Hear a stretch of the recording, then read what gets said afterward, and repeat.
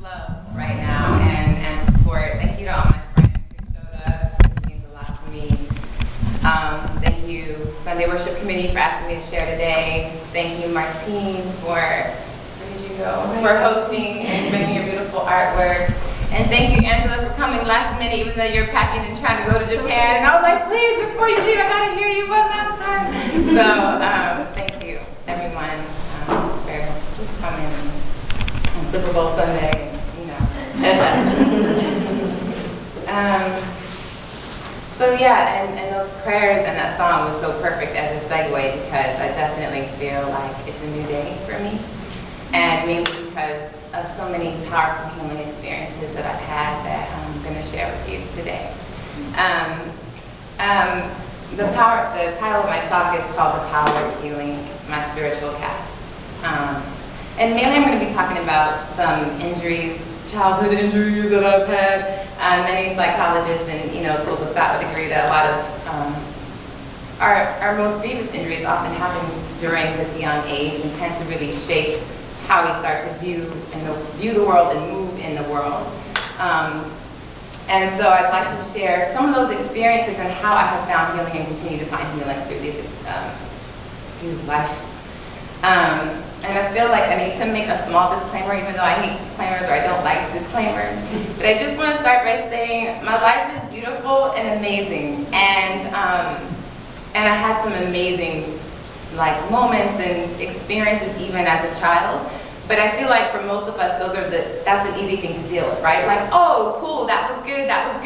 But how do we deal with the moments that kind of really suck, right? So that's why I want to talk about that today. I'm going to talk about my relationship with my parents. I'm going to start with my father. My father's been in prison most of my life and still is. And the few times that I did get to encounter with him or get to know him were really not that pleasant as well. Typical fatherless child story, just, never showed up when he said he was going to, never followed through, just always broke promises. And definitely as a child, those were some of the first signs of my spiritual broken bones, right? Today I'm talking about my spiritual cast, to go with the metaphor. And where am I going with this already? I'm okay. So yeah, sorry, it's been a while since I've shared. So those were some of the first signs of my spiritual broken bones, and it was just really hard to deal with. I mean, it started to breathe birth, just insecurities and abandonment issues and, self-worth issues, right? With one of the main people that is supposed to love you and nurture you and be there for you, pretty much tells you you're not worthy, at a very young age, you already start to, see the world. Already? Good Lord! Sorry.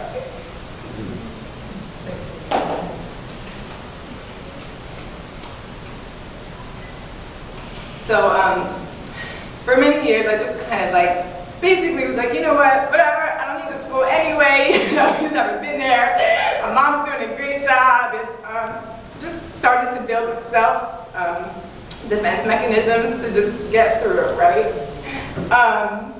And so for many years, I was just whatever, and then when I was in high school, just being a silly teenager doing teenage things, not that all teenagers are up to no good, but sometimes I was up to no good. And I got arrested for stealing in high school, and it was one of the most amazing experiences that I've ever had.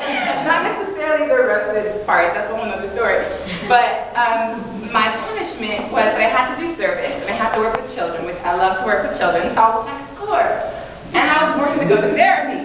And I had been in therapy before, but didn't always have the best experiences with therapists. But I happened to just come across this amazing therapist who helped me really start to process different things. And for the first time, I cried over the pain of the loss of my father and him not being there.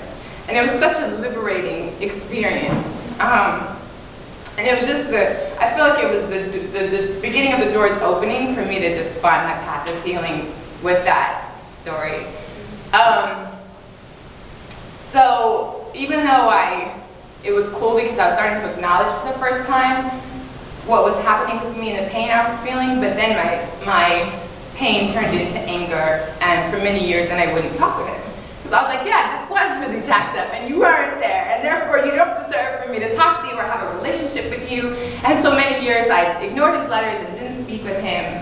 And just one of the ways that I just always dealt with hard times and whatever is through prayer. Like, prayer is, I love my girl Yami spoke last time on, you know, the title for talk was Prayer is My Red Bull. Well, I am like, girl, testifying 100% because definitely it's been a huge part of my healing process and spiritual path. And there's so many like amazing, beautiful Baha'i prayers, and I just want to share one short one that I used to say a lot, especially when I, as a child, going through what I was going through. Okay. Oh my Lord, my beloved, my desire, befriend me in my loneliness and accompany me in my exile. Remove my sorrow, cause me to be devoted to thy beauty, withdraw me from all else save thee.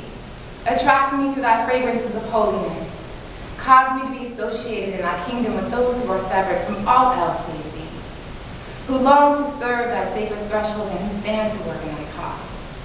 Enable me to be one of thy maidservants who have attained to thy good pleasure. Very thou art the gracious, the generous.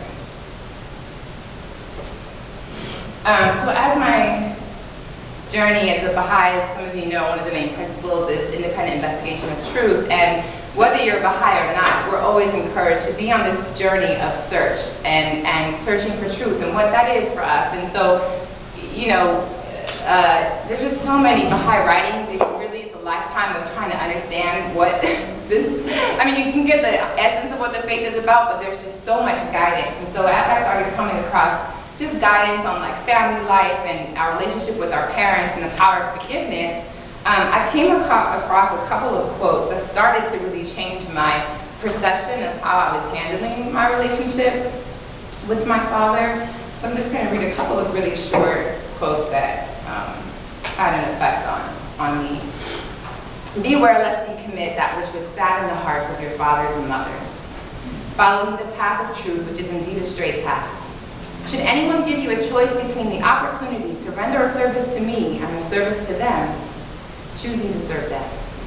And let such service be a pathway leading you to me. This is my exhortation and command unto thee. Observe therefore that which thy Lord the mighty, the gracious, hath prescribed unto thee. Here's another one. The fruits of the tree of existence are trustworthiness, loyalty, truthfulness, and purity.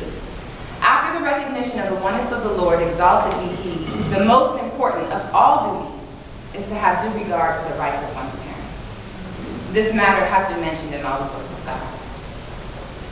So I started to realize that many of these quotes didn't say, love your parents, except if they A, B, C, D, E, F, G, you know, like there really wasn't that little disclaimer or a way of getting out of it. Of course, we could talk about some other things where maybe a deeper healing experience needs to happen before you can, you know, decide to love and connect. But anyway, a lot of these writings basically really started to change my idea of like, okay, maybe I do need to work on forgiveness and letting go and just loving him the best way I can, even if he didn't know how to.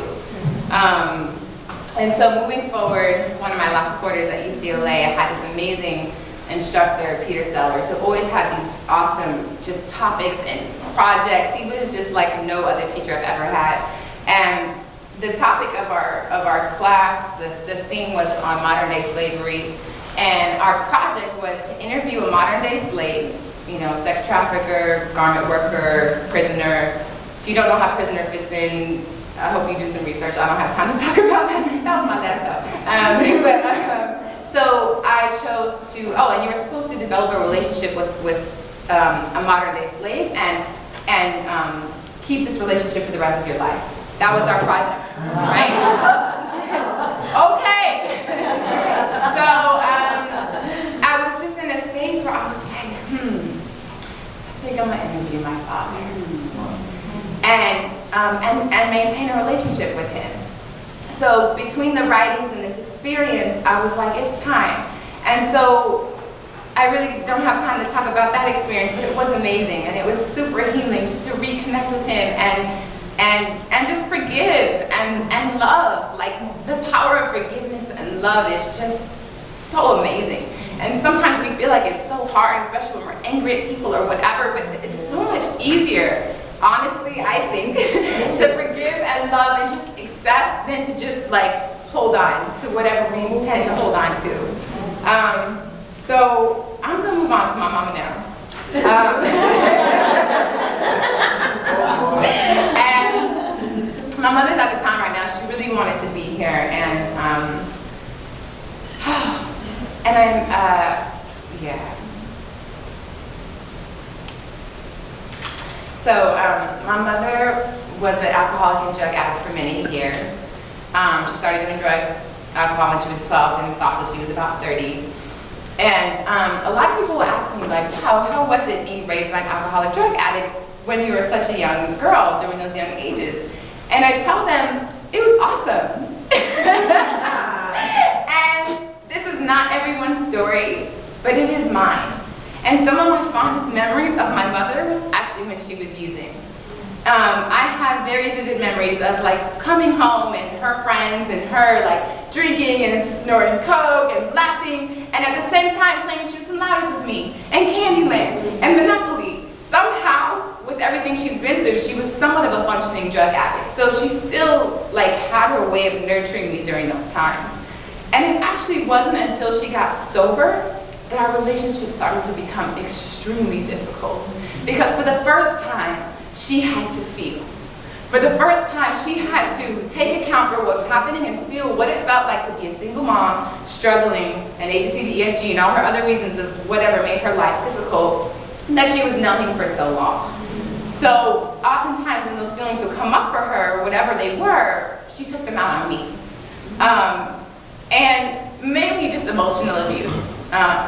So yeah, that wasn't easy to deal with. And again, through prayer and writing, poetry, and just writing in general, it was like every time I felt something or was going through something, I would write about it to get it out, and then pray about it and ask for healing. You know, so that was a big part of my journey in spiritual cast and doing things that I love, like dancing and all that good stuff.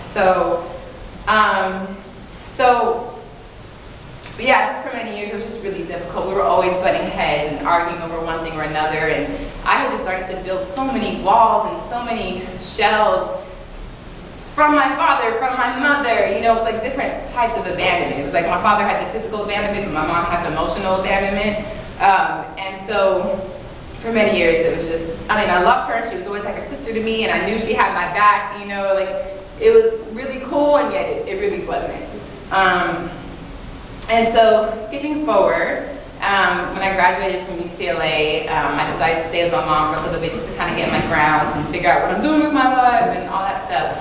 And again, it was just really difficult, and we were arguing, and I feel like it was a little bit more one-sided. I actually don't argue back so much. I just kind of like listen and take it. So I decided, at one point we were doing some construction in the house, like painting all the walls, and we had to pack up all our things to make sure, you know, nothing was against the walls. And it just happened to be at a time where I was like, I can't take this anymore. I really can't. My things are already packed. It's time to go. And you know, God is so good. It was like as soon as I really made that decision to just stand up for myself, because even though the writings do talk about loving your parents and forgiveness and all that, there's also so much guidance on how to raise our children. And it doesn't include abuse. And it actually includes justice and love. And so I had to find the balance between loving and forgiving, protecting myself, you know, and also doing what I needed to do to survive. And there's many quotes on this if anyone wants to hear them later, but every time I time myself, I went over, so I just need to keep moving. So yeah, so there's a lot of quotes on that, so I just knew I needed to I just needed to move on and get out. And for whatever reason, this situation really affected my mom in a way that it hadn't affected her before. I think it was one of the first times that I really just stood up for myself in a very different, powerful, silent way. You know, it was just like, I love you, but I can't stay here in this. And I wrote her a long letter and just kind of broke a lot of things down that I was feeling. And one of the things that I said was, you know, feel free to write me back. but I won't have a conversation with you about this because you don't know how to talk to people. So for a couple years, I didn't live with her. Our relationship was getting back on the surface, but just still, you know, these walls and these layers, and just it's hard for us to really just connect. And my mom and I both just started to really, really pray and just ask the Creator to guide us in our healing process. And really, I think I had kind of gotten to a place where I was like, okay, like this is just how my relationship is with her. Let me just focus on loving her the best I can and just accepting the situation for what it is. But for her, she really wanted something different. And she just said she started to pray like she has never prayed before, and just really ask God to help her see whatever she needed to see in order for us to like just move forward and have a different relationship. And I think she really just started to have faith, like that something different could happen. And there's a quote in the Baha'i writings that says, as you have faith, so shall your powers and blessings be. Well, let me tell you, powers and blessings followed after she had faith and after she prayed. One time we got together for lunch, and she said, you know, Tatiana, I want to take a moment and just apologize for everything. And even that alone, it was like the walls started changing, like things started shifting just from her apology. It's kind of crazy, but something about not only her starting to forgive herself and just be honest and present with what had happened, because she said sorry many times, and it was always like the sorry, but I was a single mother, and sorry, but life was rough, and sorry, ABCDH, you know, and it was never just, let me just take a moment and just own my part of it though. Like regardless of my reasons, I just want to let you know that this wasn't okay. And I was like, and of course I was really thankful, and I was like, what like got you to this place that you could even just say sorry, you know, with nothing attached to it? And she said, well, you know, as I've been really fervently praying and meditating, she said, I started kind of having these like out-of-body experiences where I became you as a little girl, and I could see me yelling at you crazy and saying horrible things like this monster of a mother. And she was like, and I could feel everything your little girl heart was feeling, and the fear and the pain. And she said, so for one of the first times I really understood what I had been doing to you, and didn't get it until now. She just always thought, look, I did the best I could, and you know, what do you want from me? And my world has shifted ever since then. Ever since then, like literally, I felt the cells in my body change. Like I'm not the same woman I was before that experience. And even though I was on my journey of trying to just forgive and love, she just made it so much easier. So much easier. And not only am I different, but she's different. Like I don't recognize my mother today. I don't know who she is. I don't know where the mother is that I grew up with, but it's not the one I have today. She's loving, she's giving. She doesn't yell at me anymore. It's really like a miracle in a way. But I really think it was the power and the blessings from the faith and the prayer. And you know, talking about how I feel like my body has even changed since that moment in my healing practice. At school, one of the books that we read was this book called Power versus Force. And there's actually a chart in here, it's called Map of Consciousness, and it basically shows how different emotions that we feel vibrate at a different frequency. And pretty much all of the positive emotions like forgiveness and love and understanding and trust, we vibrate at a higher place. And when we're feeling these, you know, other emotions like anger and, you know, fear and grief and regret and hate, that we vibrate at a lower place. And I just wanted to share something that I read in this book that is talking about someone else's story. And it says, by taking responsibility for the consequences of his own perceptions, the observer can transcend the role of victim to an understanding that nothing out there has power over you. It isn't life's events, but how one reacts to them and the attitude that one has about them that determines whether such events have a positive or negative effect on one's life, whether they're experienced as opportunity or as stress.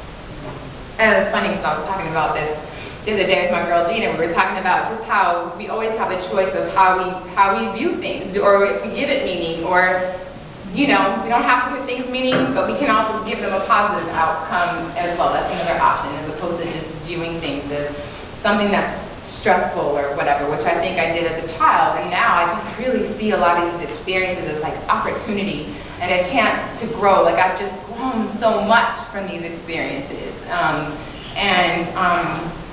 And also I wanted to share, just talking about, whether we're feeling positive feelings, or I'll say like from our higher nature or lower nature. There's this quote that I really love in the Baha'i writings that says, "In this world, we are influenced by two sentiments, joy and pain. Joy gives us wings.